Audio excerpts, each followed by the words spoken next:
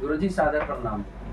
खुश रहो गुरुजी, मेरा एक प्रश्न है जी। कि आत्मज्ञान के बारे में बताइए गुरुजी। मैं ये चाहता हूँ कि मैं आत्मज्ञान की तरफ चलूँ और मैं आत्मज्ञान प्राप्ति करना चाहता हूँ। मैंने बहुत कुछ सुना है इसके बारे में, तो लेकिन ये इसकी प्राप्ति कैसे कर सकते हैं, किस मार्ग पे चल के आत्मज्ञान की प्राप्ति कर सकते हैं, इसमें आप गुरुजी बताइए कि जी। कर सकते हैं। जी, मानव कल्याण के लिए बहुत सुंदर प्रश्न किया है आपने। मानव कल्याण जरूर होना चाहिए, इसीलिए भगवान ने मनुष्य का चोला दिया है, कृपा करके चोला मिला है। इसमें भगवान की विशेष कृपा है। और फिर जैसे कुम्हार मिट्टी को मथता है, फिर अपनी इच्छा से बर्तन बनाता है और फिर उसे धूप में सुखाता, तपाता है, उसके बाद में आग में, जिसे आवा कहते हैं, उसमें बर्तनों को लगा करके पकाया जाता है। इस प्रकार से वैसे तो मनुष्य चोला में जीवात्मा आने के दो कारण हैं। शास्त्रों के हिसाब से मरते समय, यानी चोला छोड़ते समय, शरीर छोड़ते समय जो भावना होती है व्यक्ति की, उसी योनि में ये जीव चला जाता है। तो एक तो चिंतन पर शरीर मिलता है, लेकिन मनुष्य शरीर की ये विशेषता है कि मनुष्य शरीर से भगवान को बहुत उम्मीद है।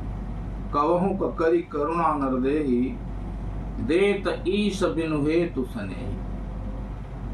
सहज करुणा वाले जो जीव पर सहज कृपा करते हैं कि नाना योनियों में ये जीव भटकता हुआ अन्य अन्य कार्य करता रहा, जिसमें इन्हें क्षणिक आनंद मिला। जैसे मान लो संसार में कोई बढ़िया भोजन करता है तो कहता भी आनंद आ गया, परंतु उसे पता नहीं आनंद है क्या। जैसा कि आपने प्रश्न किया है कि आत्मा का उद्धार कैसे हो, यानी आत्मज्ञान की प्राप्ति कैसे हो। आत्मज्ञान की प्राप्ति का सीधा सीधा मतलब है अपने स्वरूप को पहचानना कि मैं हूं कौन आखिर। अब जब कोई वस्तु है तो वो किसी की है, उसका कोई मालिक जरूर है। तो ये जानना है कि संसार आखिर है किसका,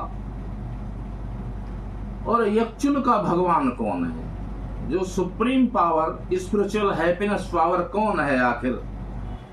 मान लो चंद्रमा को जो शीतलता प्रदान करता है, और सूर्य को जो तेज प्रदान करता है,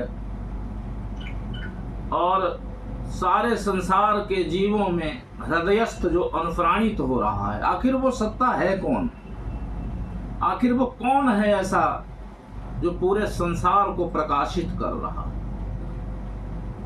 या तो गुरु कृपा हो जाए, कोई ऐसा उच्च कोटि का संत प्राप्त हो जाए जीवन में, जो कि मायातीत हो चुका हो।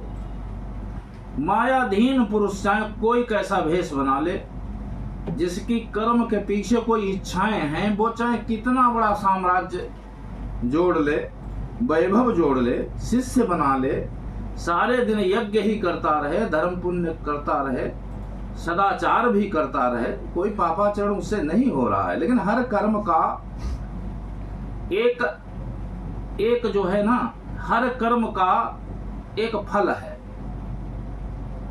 तो गोस्वामी जी ने तो लिखा है कि भाई ठीक है, यह तन कर फल विषय न भाई। अब ये जो मनुष्य चोला है, इसका फल विषय है नहीं। स्वर्ग स्वल्प अंत दुखदाई। तो उन्होंने इस चौपाई में सब बातें बता दी कि भाई कर्म करोगे तो यदि आप भगवान के लिए कर्म करोगे तो आपको ईश्वरी ज्ञान हो जाएगा, क्योंकि आपकी इच्छा तो कुछ है नहीं, आप निष्काम कर्म कर रहे हैं। तो देखो मनुष्य चोला में, जैसा कि आपने बताया आत्मज्ञान कैसे होगा, तो मनुष्य चोला में आत्मज्ञान का होना बहुत जरूरी है। आत्मज्ञान का सीधा सीधा अर्थ है अपने स्वरूप को जानना, मैं कौन हूं। और जब ऐसा ज्ञान हो जाएगा कि मैं कौन हूं, तो आत्मा का ज्ञान हो जाना ही आत्मज्ञान है। अब आत्मा का ज्ञान तो ऐसे है जैसे अग्नि और चिंगारी अग्नि की।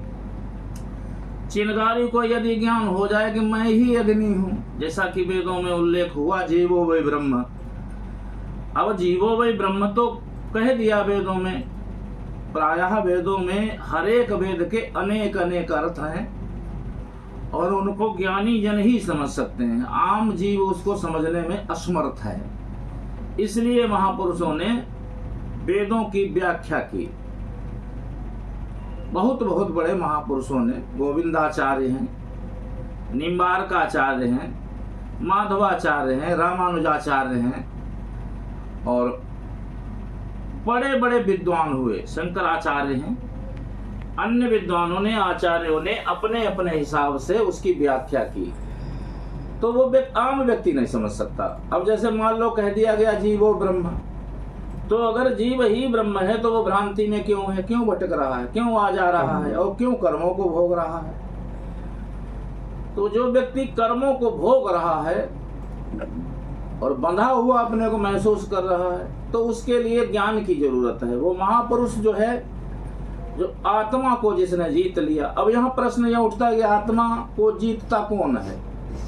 जब तक माया पीछे पड़ी है तब तक कैसे आत्मा को ज्ञान प्राप्त किया जाएगा? तो बेटा प्रश्न ये उठता है, माया है दो प्रकार की, स्वरूप वरिका माया और गुणावरिका माया। तो स्वरूप वरिका माया जो हर जीव के पीछे है, या ये कह लो कि जीव माया के पीछे घूम रहा है, तो ज्ञान होने से स्वरूप वरिका माया तो दूर हो जाती है, मगर भगवान की माया दूर नहीं होती है, जिसे पराशक्ति कहते हैं। दैवी है शाह गुणमयी मम माया दुरत्तया। तो भगवान कहते हैं वो माया जब अलग होगी तो आत्म स्वरूप का दर्शन होगा, और जब आत्म स्वरूप का दर्शन होगा तो सांसारिकता यानी माया का क्षेत्र हट जाएगा और भगवदीय क्षेत्र का दर्शन हो जाएगा। जैसा कि गोस्वामी बाबा ने लिखा है कि जानिए जब ही जीव जग जागा, जब सब विषय विलास विरागा। फिर कहा है जे ही जाने जग जाई हैराई, जागे यथा स्वप्न भ्रम जाई। जिसको जानने से संसार गायब हो जाता है। अब यहाँ भी भेद है। मान लो आपने किसी तत्वदर्शी गुरु से जान लिया कि मैं कौन हूं, स्वरूप का भान हो गया, लेकिन भान हो गया तो जग खत्म हो गया। तो जग खत्म होने को क्या कहा उन्होंने? जे ही जाने जग जाए हेराई। अब जग जब खत्म हुआ आपकी दृष्टि से, खत्म होना मतलब जग से आसक्ति हट जाना, ठीक है। आसक्ति जग से जग खत्म नहीं होता, जग अदृश्य हो जाता है। तो जग अदृश्य जब हुआ तो कौन दिखाई देगा? क्षेत्र दो ही हैं। तब गोस्वामी जी कहते हैं कि जिसके नजर में जग खत्म हो गया, यानी ममत्व हट गया, तो परमात्मा दिखाई दे गया। यानी अभी तक संसार में माया दिखाई देती थी और अब संसार में परमात्मा दिखाई देने लगा। इसी पड़ाव पर आकर के गोस्वामी बाबा कहते हैं सी आराम में सब जग जानी, करहूं प्रणाम जोर जुग पानी। तो अपने स्वरूप का जब दर्शन हुआ, मैं कौन हूं, तो स्वरूप सिद्धि जब हो गई, तो एक तो बेटा जीव की बाह्य क्रियाएं अनिश्चित हो जाती है। कोई इच्छा नहीं है फिर भी कार्य करना पड़ता है। और कोई महापुरुष कुछ करते ही नहीं, बाहर कोई फिजिकल डील नहीं करते हैं। अब अगर करते भी हैं तो वो जीवों के कल्याण के लिए करते हैं। न तस्य कार्यम विद्यते, गीता में कहा उसके लिए कोई कार्य शेष नहीं कि उसने पा लिया। अब निर्मल मन जन सो महि पावा, मोही कपट छल छिद्र न भावा। निर्मल मन व्यक्ति का जब ही होता है जब वो कर्म में निष्कामता लाता है। निष्कामता के मतलब सीधे सीधे यही है, कर्म करो ईश्वर के लिए या कर्म करो कल्याण के लिए।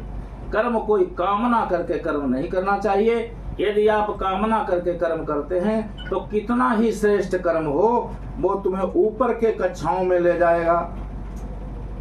जैसे कि पितरलोक है, देवलोक है, गंधर्व लोक है, किन्नर लोक है, प्रजापति लोक है, ब्रह्मा लोक है, बृहस्पति लोक है नहीं? तो इस तरीके से ब्रह्मलोक है, यहाँ तक ले जा सकता है कोई श्रेष्ठ कर्म, लेकिन उसका भी फल कुछ नहीं है। तो गोस्वामी जी कहते हैं यह तन कर फल विषय न भाई, विषय फल नहीं है। तृतीय स्कंद में श्रीमद् भागवत महापुराण में कपिल देव भगवान मैया देवहूति के प्रति ज्ञान सांख्य दर्शन इसे कहते हैं, कराते हैं कि ध्यान में विषय रहे ही नहीं। ध्यानम निर्विषयम मना, विषय शरीर से हो रहे हैं, ऑटोमेटिक हो रहे हैं। जैसे आंख देख रही है, आप नहीं देख रहे, आप अलग हैं। अब अलग जो हैं हम, इसी को जान लेना ही आत्मज्ञान है कि शारीरिक कर्म में हमारी वासना नहीं है, निष्कामता है, सहज है, सहज योग इसको गीता में कहते हैं। तो फिर क्या करना है? तो गुरुजन कहते हैं तस्मात् सर्वेषु कालेषु मामनुस्मर युद्ध च। हर काल में, हर समय, हर परिस्थिति में कर्म हो रहा है, लेकिन वो भगवान के लिए कर्म करो। भगवान के लिए कर्म करना क्या है? अपने मन को भगवान में लगा देना। कैसे कर्म होगा? कहने का मतलब क्या? कर्म रहस्य क्या है? तो अपने मन को भगवान में लगा देना। तस्मात् सर्वेषु कालेषु मामनुस्मर युद्ध च। हे अर्जुन, हर काल में, हर समय, हर परिस्थिति में मेरा ध्यान अनवरत होता रहे। और कभी ध्यान हो गया, कभी संसार में आ गए, कभी ध्यान हो गया, संसार में आ गए, तो ये ना भक्ति है, ना कर्म है, ये कुछ भी नहीं है। इससे कोई आत्मज्ञान नहीं होगा, भ्रांति हो जाएगी, कर्पूर श्रद्धा हो जाएगी। इसका मतलब क्या है? जैसे कपूर उड़ता रहता है, वो श्रद्धा टिकेगी नहीं। अब श्रद्धा टिकेगी नहीं जब एक स्थान पर, तो क्या होगा? भ्रांति हो जाएगी। अब जब भ्रांति हो जाएगी तो मानस पटल पर व्यक्ति के शांति नहीं आएगी। जब शांति नहीं आएगी तो काम, क्रोध, लोभ, मोह, ईर्षा, द्वेष, छल, कपट, पाखंड, आडंबर, ये तो 84 लक्ष्य योनियों में चलता ही रहा। तो दैव परमात्मा से कृपा करना चाहिए। अब विषय मैंने बताया, सशक्त परमात्मा है कौन, किसकी भक्ति करें? तो बताया गया शास्त्रों में, ईश्वरा ही परमः कृष्णा सच्चिदानंद विग्रह अनादिरादिर गोविंदा सर्व कारण कारणम। यही कुंती मैया कहती है कि हे प्रभु, तुम्हारे सिवा और कहीं ध्यान न रहे। कृष्णाय वासुदेवाय देवकी नंदनाय च नंद गोप कुमाराय गोविंदाय नमो नमः। तो परमात्मा में रति रहे, परमात्मा में प्रीति रहे, ऐसा अवसर मिलता रहे, सच्चे संतों का संग मिलता रहे, सत्संग होता रहे, और संसार से धीरे धीरे प्रीति हट जाए, तो समझ लो आत्मज्ञान की अनुभूति गुरु कृपा से हो जाएगी। बोलिए सच्चिदानंद भगवान की। और यही आत्मज्ञान है, इसी को आत्मज्ञान कहते हैं। बोलिए गुरु गोविंद भगवान की।